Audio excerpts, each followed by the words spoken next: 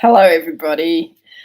Craig, you boiled the bottle. That's fine, as long as it didn't have wine on it while you boiled it. Oh, I've got very unflattering light up here. So, hello all, and the sound's a bit weird too. So, first of all, before we get started, I am up in the tower tonight.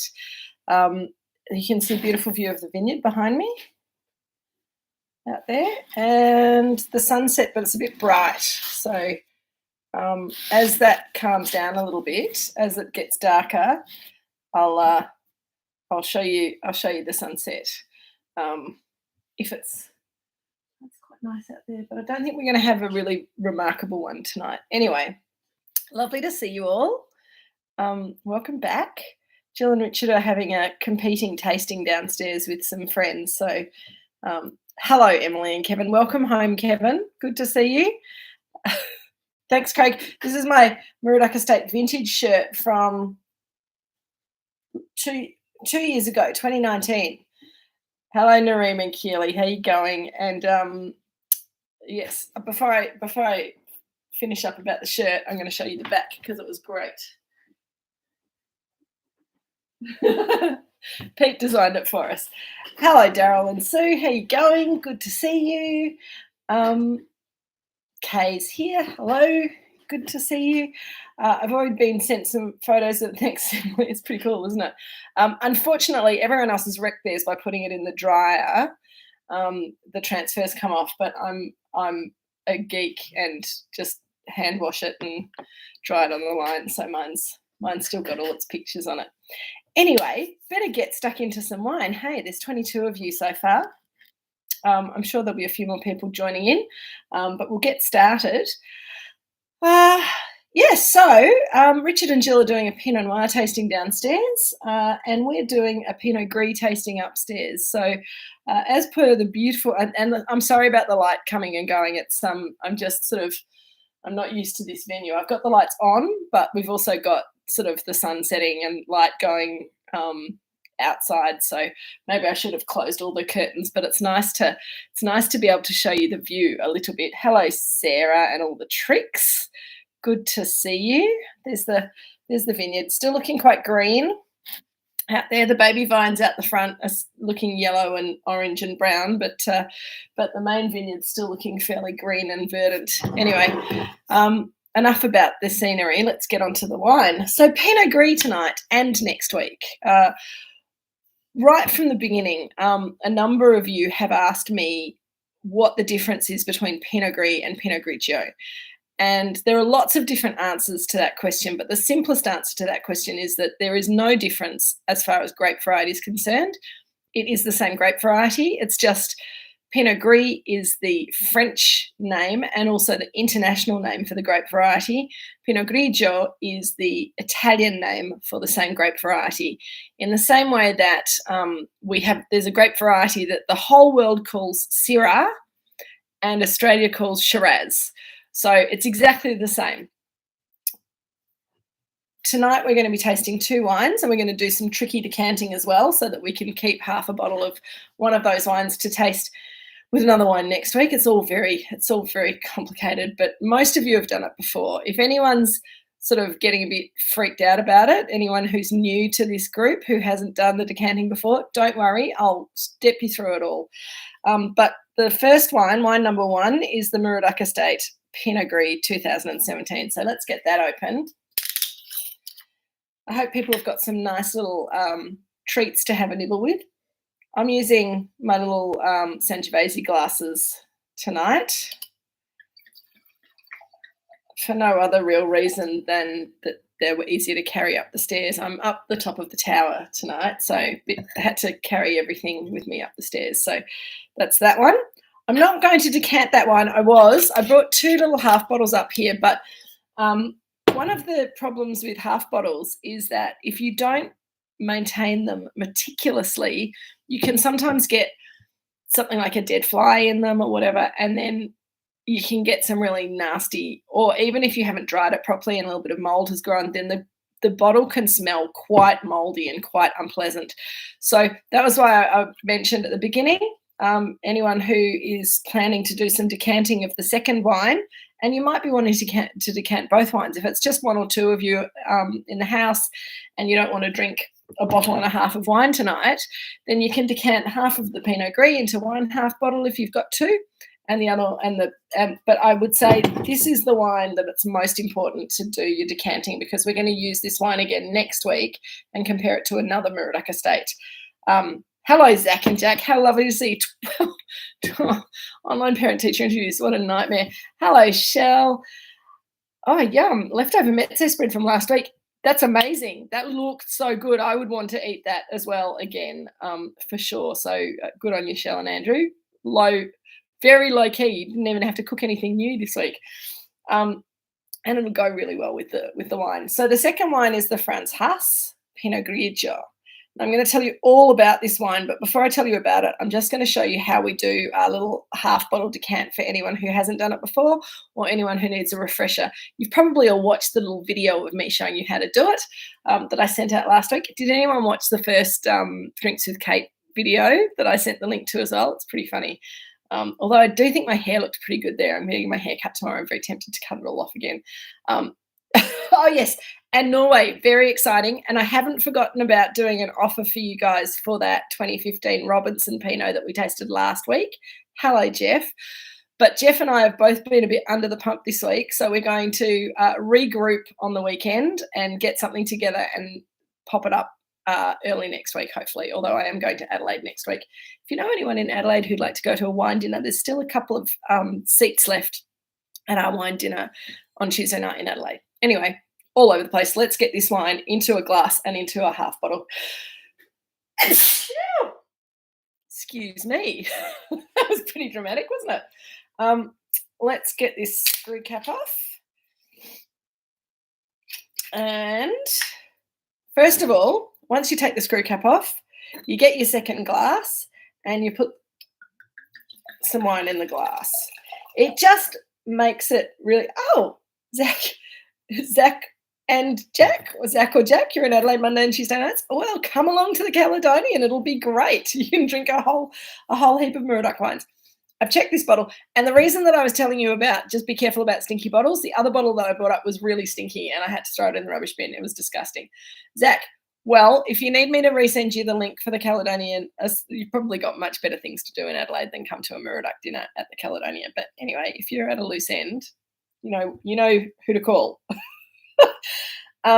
This half bottle, I prefer to do this over the sink, but because we're here and I don't have a sink, I just have to do it really carefully. So try not to spill the wine in your computer while you're doing this.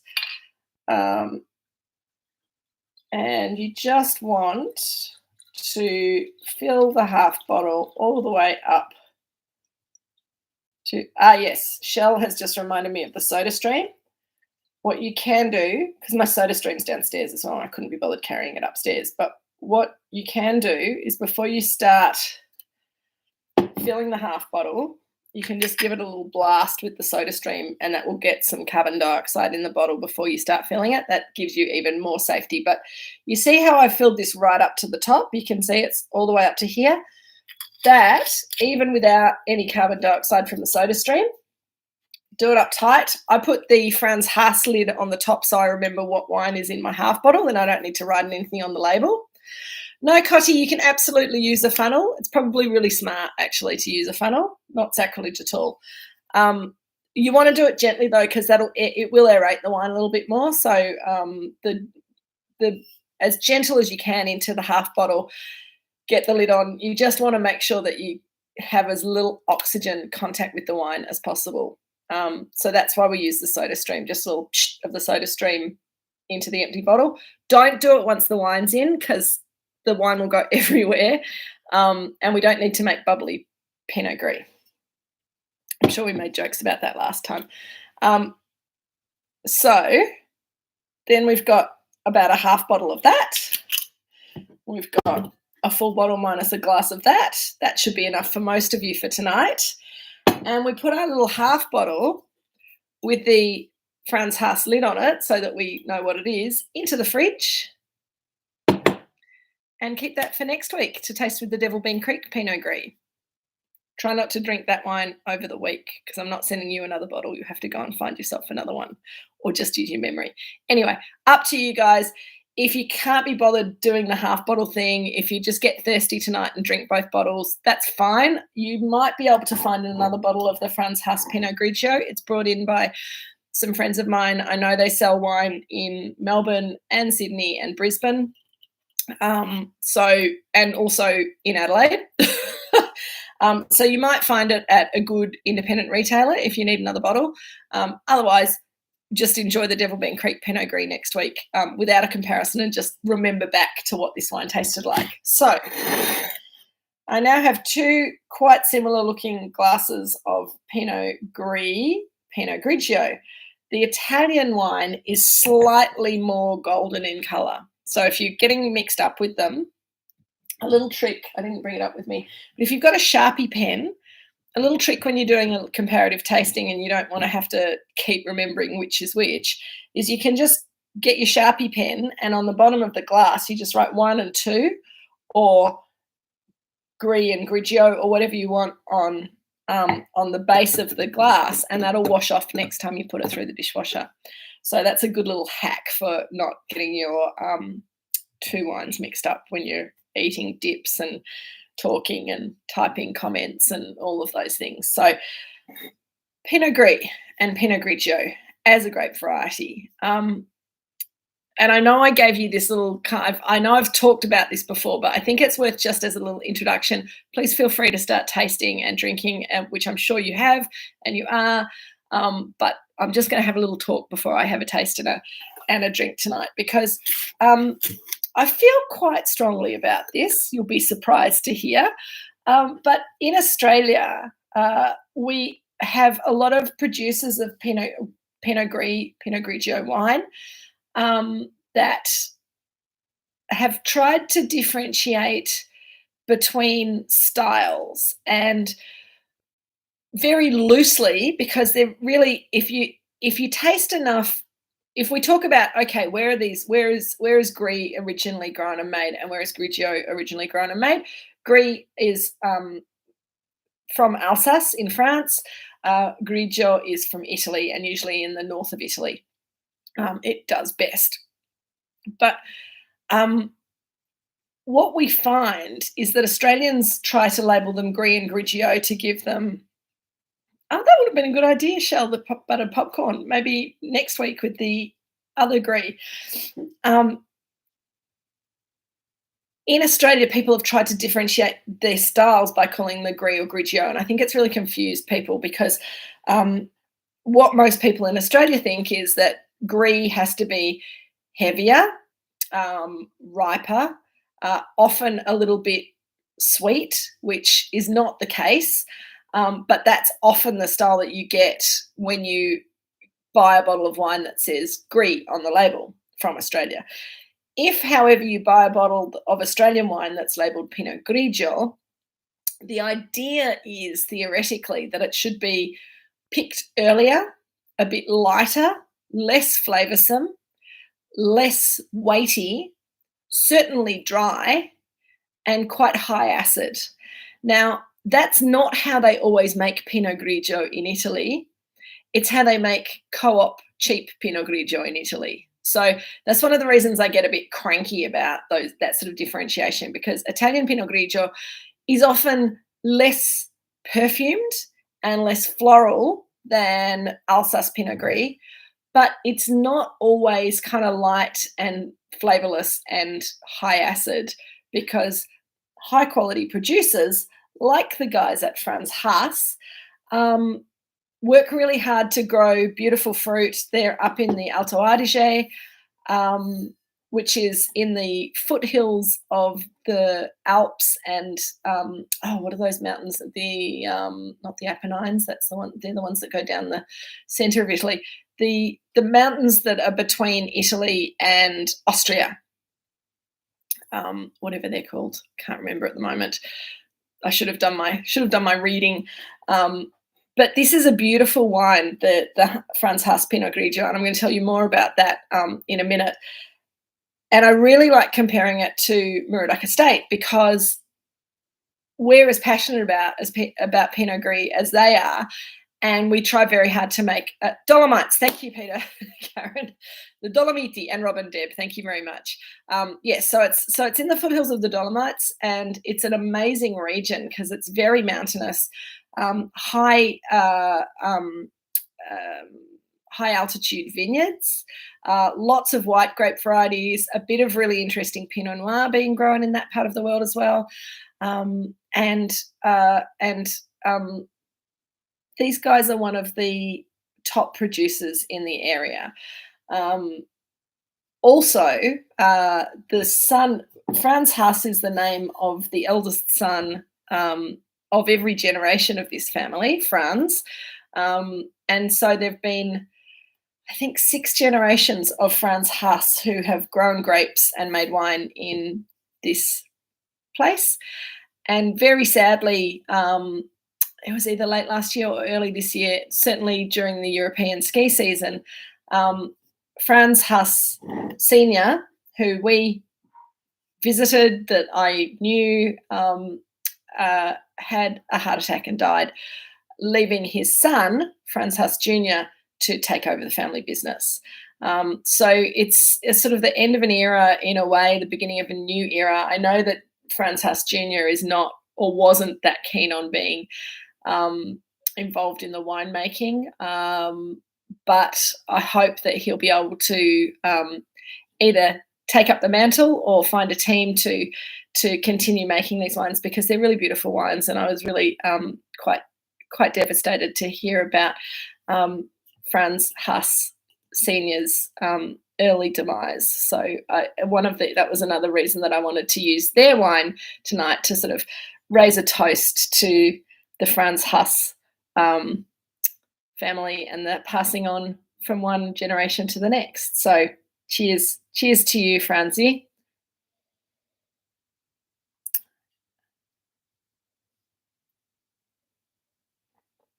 So you'll have noticed that I went straight to the Franz Haas, partly because I was telling that story, but also because you don't always have to taste the wines in the order that I tell you to.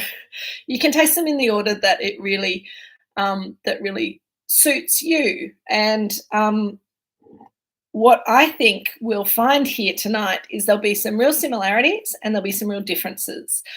And that is all for the good, because Pinot Gris as a grape variety is a variety that reacts to where it's grown and how it's grown as much as Pinot Noir does, as much as Chardonnay does. It's not a second-rate grape variety. A lot of grape growers and winemakers in Australia and wine experts in Australia think that Pinot Gris is a bit second-rate, and it's just not. It's just that a lot of people don't treat it with enough respect. So again, 2 beautiful wines for us to taste tonight. So seeing as how I've just tasted the Franz Haas then, and I hope that you guys have got both the wines in the glass. Craig has said before that the Grigio has a much sweeter fruited nose than the Gris, and I think that's absolutely right. I think that for me, that Grigio has a real kind of crunchy green pear, green grape kind of an aromatic to it. It's really lifted. It's got herbal notes. Almost like, it's funny to say it because their vineyards are high up in the mountains in this region called Alto Adige, and they have the mountain cows with the bells on their necks, and they're eating all the mountain herbs in summertime. And this wine smells a little bit like that to me. It smells of grass meadows and flowers and green pears and green apples. It's really crunchy on its aroma, and the acid and fruit balance is really beautiful in this wine. It's got really terrific acidity because of the altitude of the vineyards, but they've got wonderful fruit concentration. So it's not one of those kind of low flavour, high acid Italian Pinot Grigios that you get made by the co-ops, grown down on the flats and overcropped. This wine has got beautiful natural acidity because it's grown in a really cool, high zone, and because of that, it gets a lot of sunlight hours where the vineyards are, and so they get a lot of flavour development and concentration of flavour there. So you get that really beautiful, zingy, zesty, green-fruited crunch to the wine on the nose and the palate, but also that beautiful acidity, which just makes it really really tasty and makes your mouth water and makes you want to drink some more, have some food and drink some more. I think this wine, if you've got cheese and you've got some washed rind cheese, something like Taleggio, this wine would be absolutely fabulous with that.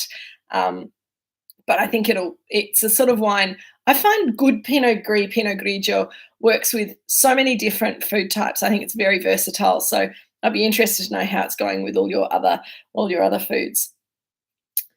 Skipping back now to the Moorooduc 2017 Pinot Gris, often I think that our Pinot Gris has a slightly more Italian than Alsace character to it, because particularly when it's really young and when it's first bottled, it's quite restrained. It doesn't have a lot of fruit concentration. You're right, Cotty, the Hass does have more acid on the palate than you'd expect from the nose. And Pinot Gris as a grape variety is not a high acid variety like Riesling or Chardonnay, but if you grow it somewhere cool and high altitude like the Hass vineyard, then you're going to get that lovely natural acidity there in the wine. So it's very sensitive to where it's grown, to how much acidity it actually holds. And you'll see that when you taste the Moorooduc Estate, which has got much softer acidity. It's more of a medium acid wine rather than a sort of medium plus high acid wine that we see in the Italian wine. But one of the reasons that we hold our Moorooduc Estate Pinot Gris back for a couple of years before we release it is that once it's had a couple of years in bottle, then it starts to reveal these beautiful, rich fruit aromas. And for me, there's still pear, but it's really ripe yellow pear, maybe almost poached pear. But there's even more than pear for me. It's a real quince nose on the Gris. And if you're lucky enough to have a quince tree in your garden, or you've got access to fresh quinces, one of the most beautiful things to do is to pick quinces a little bit underripe and bring them into the house and put them on a platter on the table and just let them ripen naturally in the house. They actually fill the whole house with this perfume, this beautiful perfume. There's also some honeysuckle. There's some really lovely spice here, which is what people sort of associate more with a Gris style than a Grigio style. So, but for me, it's sort of a bit of a crossover between the two, this wine. I agree, Anne-Marie. Quince flavours in wine is just gorgeous and very very evocative. Once you sort of hone into them, then it's very hard to sort of move away. On the palate, this wine is much softer, rounder, fuller. I think it's probably slightly higher alcohol. It's 13.5 on the back label, and the Franz Haas is labelled at 13. So it's not a huge difference, but it's much more sort of restrained, softer on the palate. And I think where the Moorooduc Estate has got sort of this beautiful perfumed, vibrant nose, and then on the palate it's kind of a bit more restrained, and it's more about the texture and the softness and the roundness. The Italian wine, the Grigio, has got some lovely aromas on the nose, but then you put it in your mouth and it's almost explosive, the flavour and the concentration and the acid and the way it all plays. So it's a really interesting comparison of the same grape variety grown in two very different places and made in quite different ways. Not that different though. What's Shell saying? With the Marmara spread, the duck brings out, yes, the nutty, savoury, sweet flavours. And the Grigio brings out the umami, tomato, capsicum flavours. I think that's a great. Hello, Jeremy. Lovely to see you. It is a nice view, isn't it? I'm trying to see if we can show off the sunset, and Richard's dirty desk. We won't look at that anymore. We're just getting some nice evening sky now. It's actually quite dark outside, despite the fact that it looks light here still. Yeah, the lighting's not great. I'll have to, if I come back up here again, I'll have to do something about my shiny forehead. Anyway, so vain. It's about the wine. It's not about me.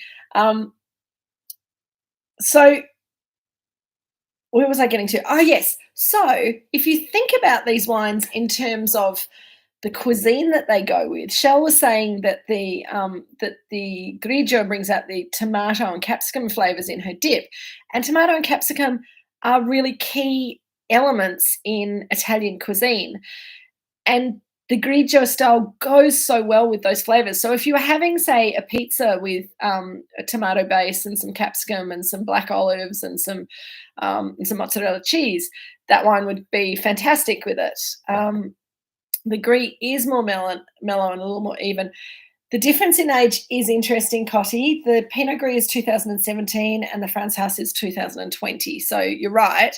The Moorooduc Estate Pinot Gris is older and has had more time to develop in the bottle. But also, I should have done a little bit more research into how the France House wine is made, but I have a feeling that it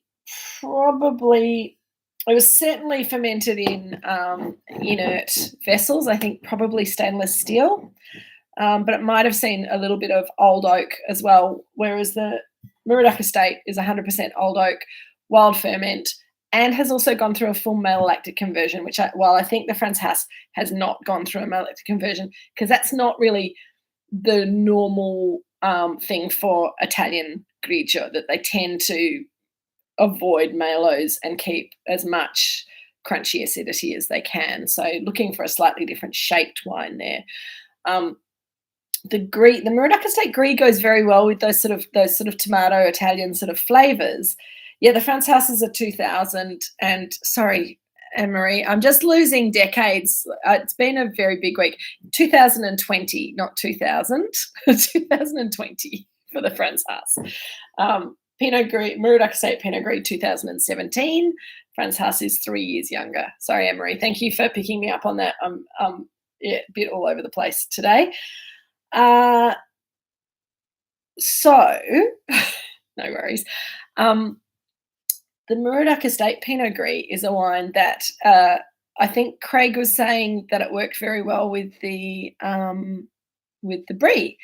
And that's exactly why I suggested, if you were going to do cheeses and you're going to do a couple of cheeses, having a creamy Brie and a washed-rind style cheese is the best sort of combination for these two wines, because the Pinot Gris goes very well with the creamy Brie.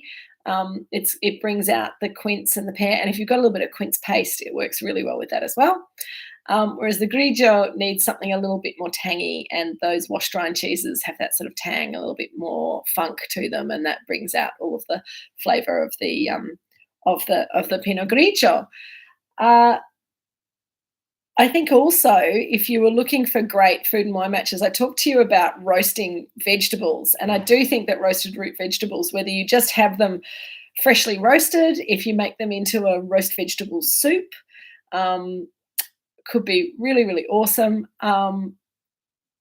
They also work really well with egg and bacon and cheese kind of base things. Things like, think spaghetti carbonara.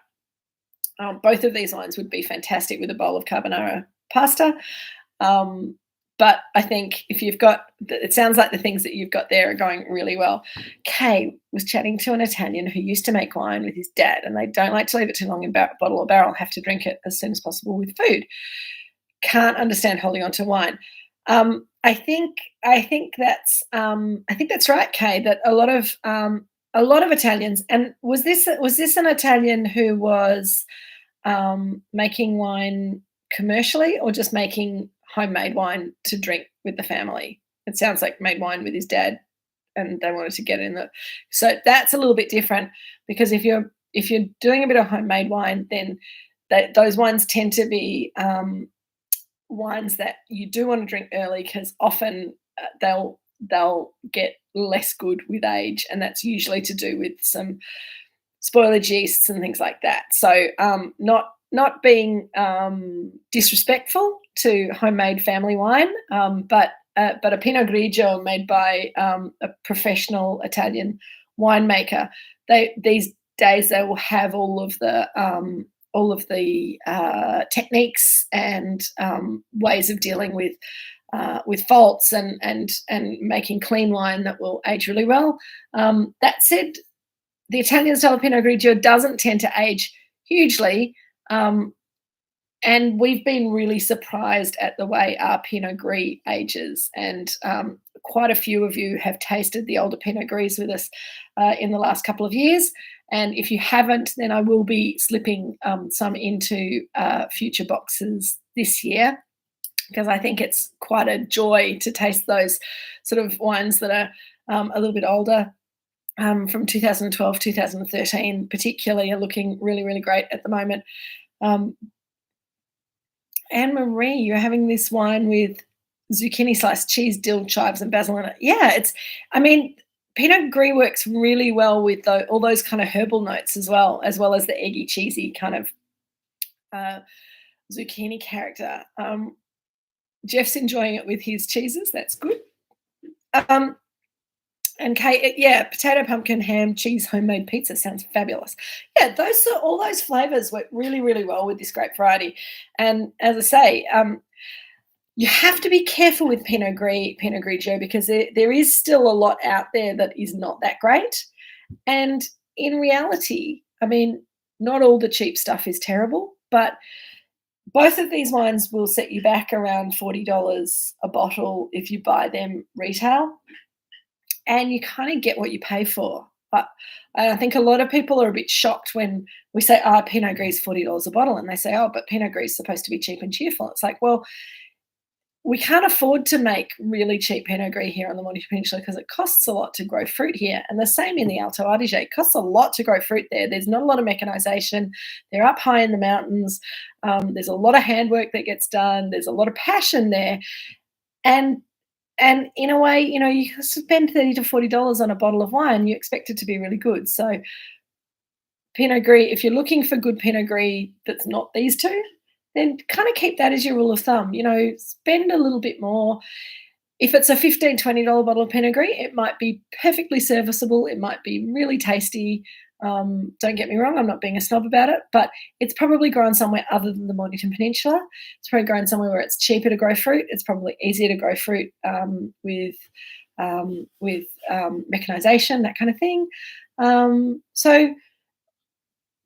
I think good Pinot Gris should be expensive, and there's some really nice Pinot Gris coming out of Alsace as well that we see in Australia that will also set you back sort of $40, $50 a bottle, but they are delicious and they have that sort of level of, as well as the aromas and flavors that we're talking about.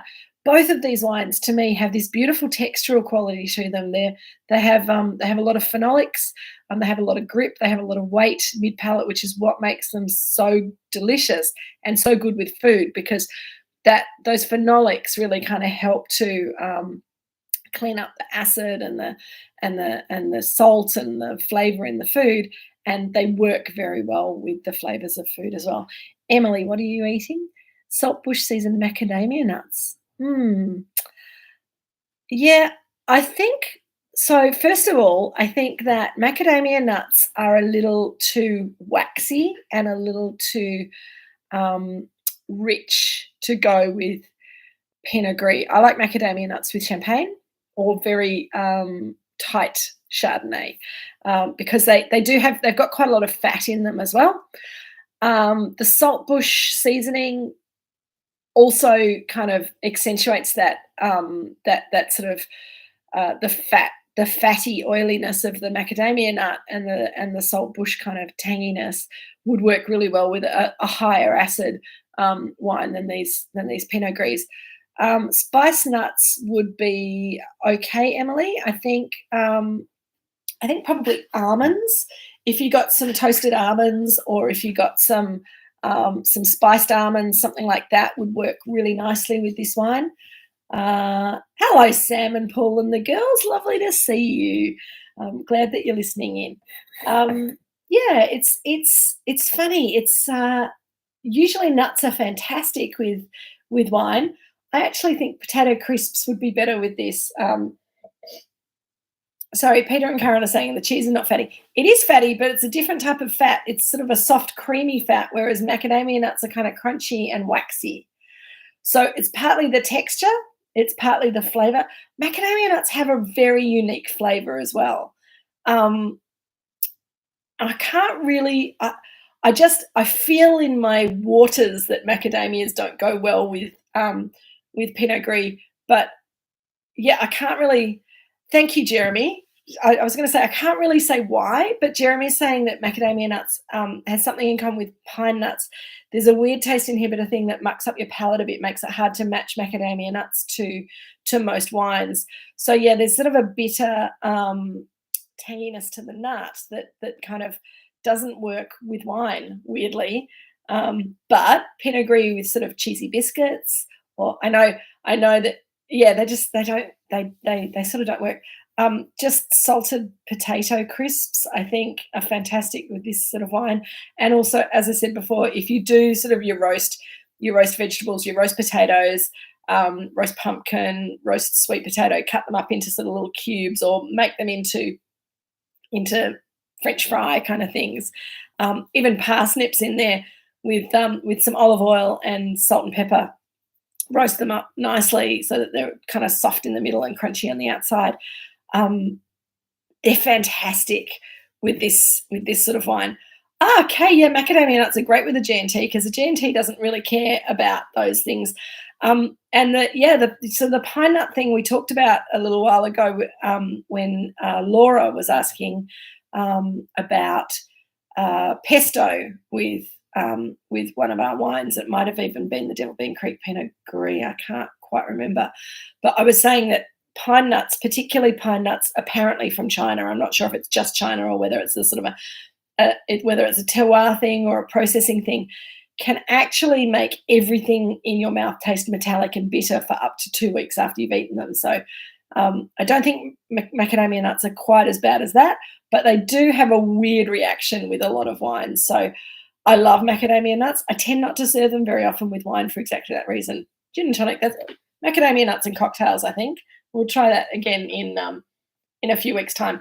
You might have noticed as well that because we're doing 2 wines this week and this other half of the Franz Haas Pinot Gris with the Devil Bean Creek Pinot Gris next week, Franz Haas Pinot Grigio with the other half, with the Devil Bean Creek Pinot Gris next week. I hope I can speak better next week. I'll try and be a little bit less scattered. This box of 6 wines is only going to last us for 5 weeks. So we'll have to think hard about what we want to do in our little interim week or 2 between this box and the next box. But we've got enough time to still think about that still. Oh, Cotty, really? Chinese pine nuts are a different species. That's very interesting. I hadn't been able to find that out. I was just told that Chinese pine nuts are problematic to your palate, and so that makes a lot of sense that they're actually different species. And and these days, food coming from everywhere in the world, it's very hard to know whether your pine nuts are from Greece or Italy or Australia or China unless you really ask.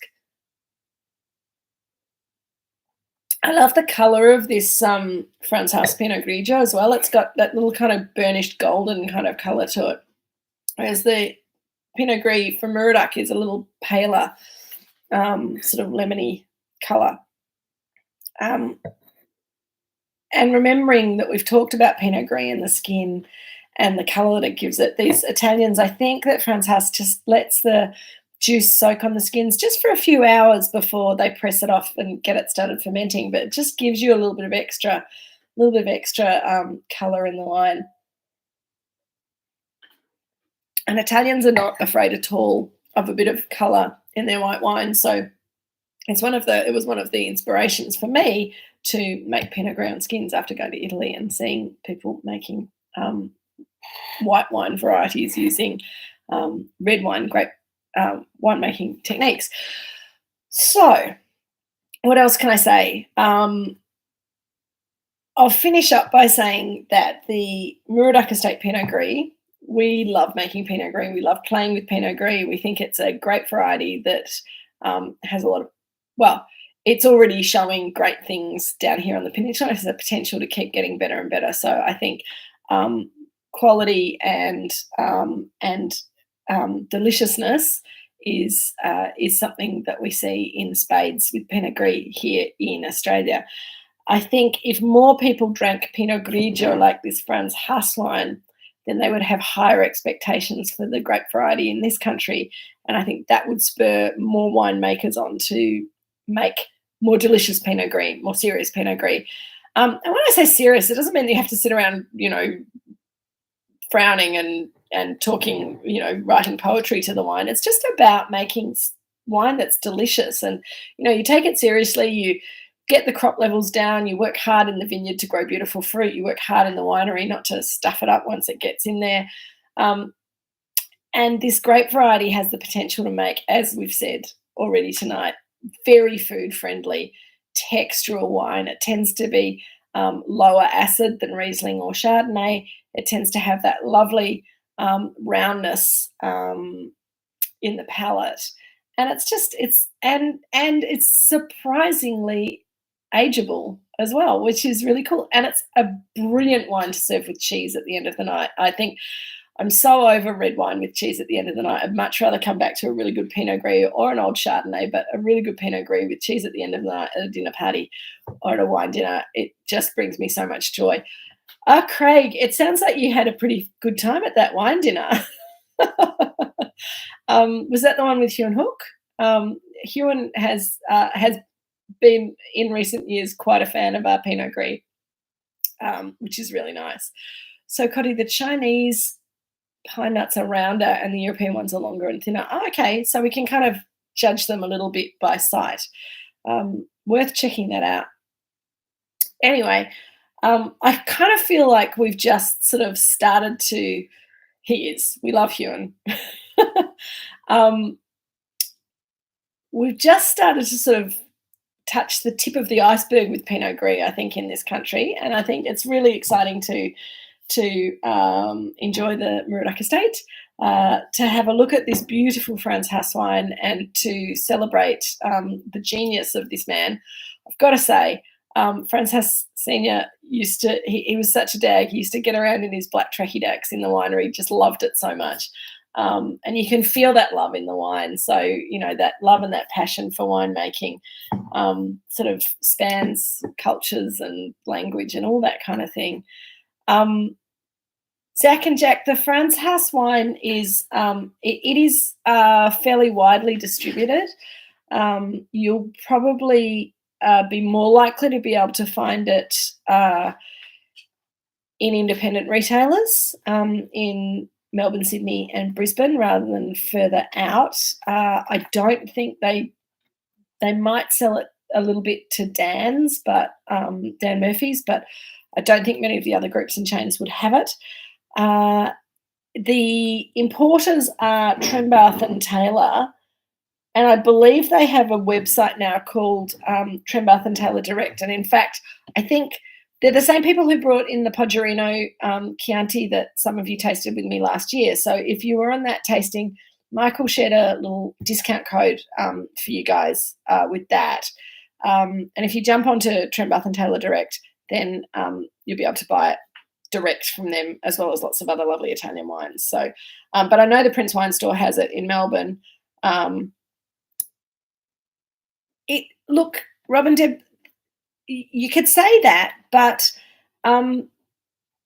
people assume that of Moorooduc as well, and we're quite small, and we've got really good distribution in the UK. We're with an importer who works with independent retailers, and we're sort of the length and breadth of the UK these days.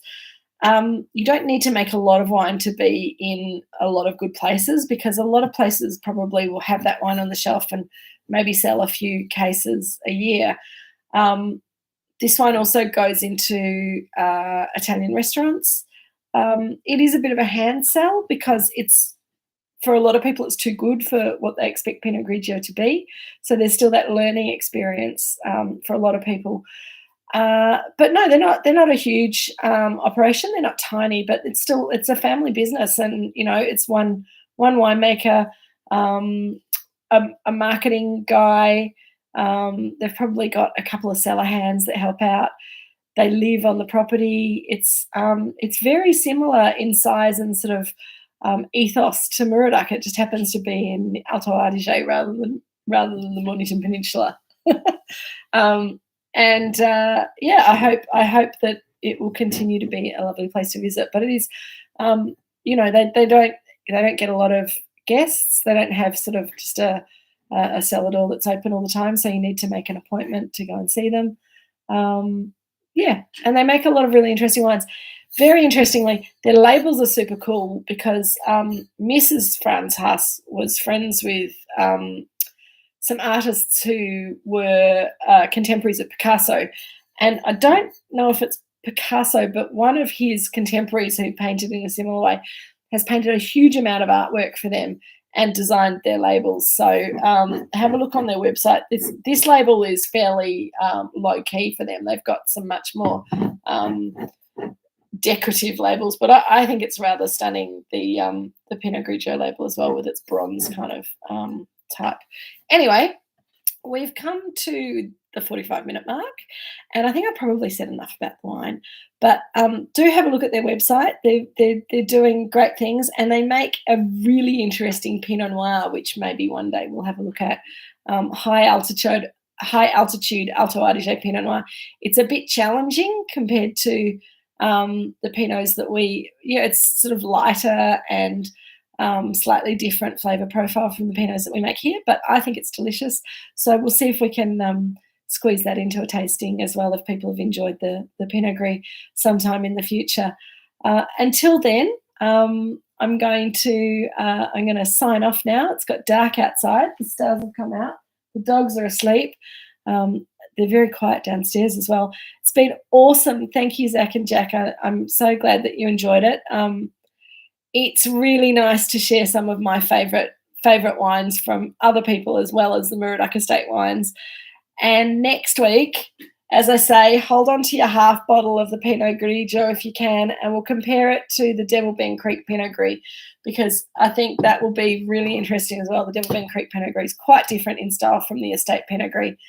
Be really good fun, and I'll have to think of some good food and wine matches as well. So thanks, everyone. Take care and cheers. Enjoy your Gris.